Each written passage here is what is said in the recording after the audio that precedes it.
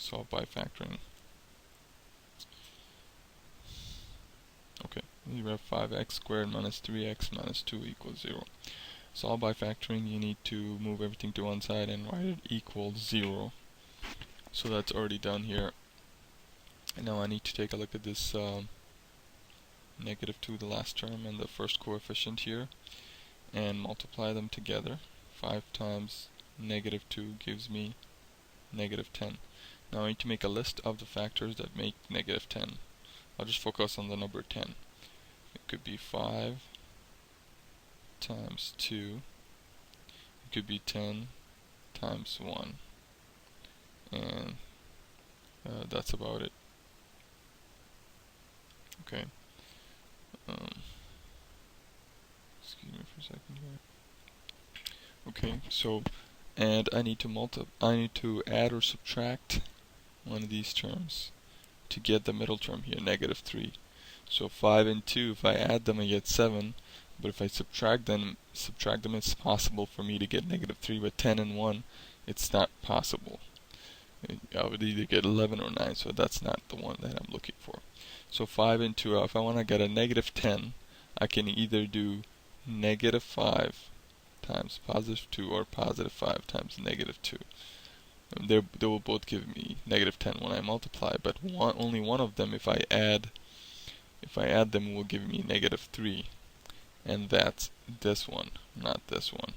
Because this one would give me 5 and negative 2 would give me positive 3. So that doesn't work. So I'm going to take this. And just to double check, negative 5 times 2 gives me negative 10. And negative 5 plus 2 gives me negative 3, which is the middle term. So this works. So that means I'm going to split up the negative 3x as negative 5x, that's the negative 5 here, and plus 2x.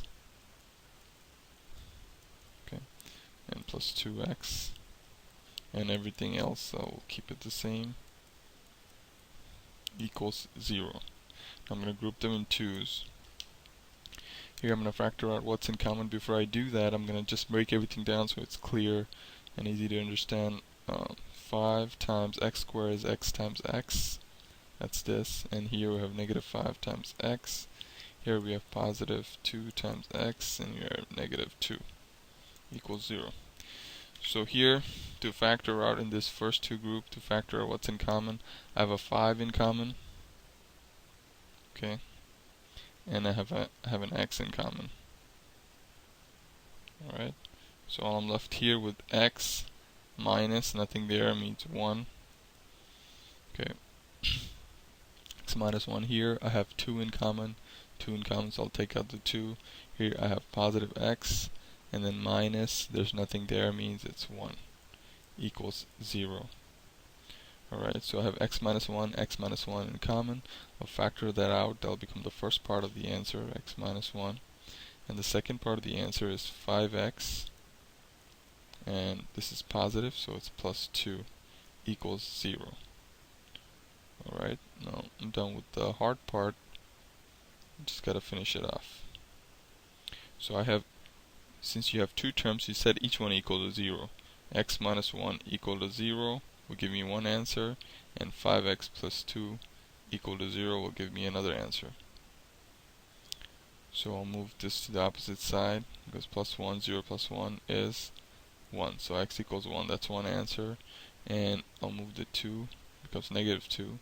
5x equals negative 2. And here's multiplication, so you divide. X equals negative 2 over 5 becomes another answer. Here I have my two answers using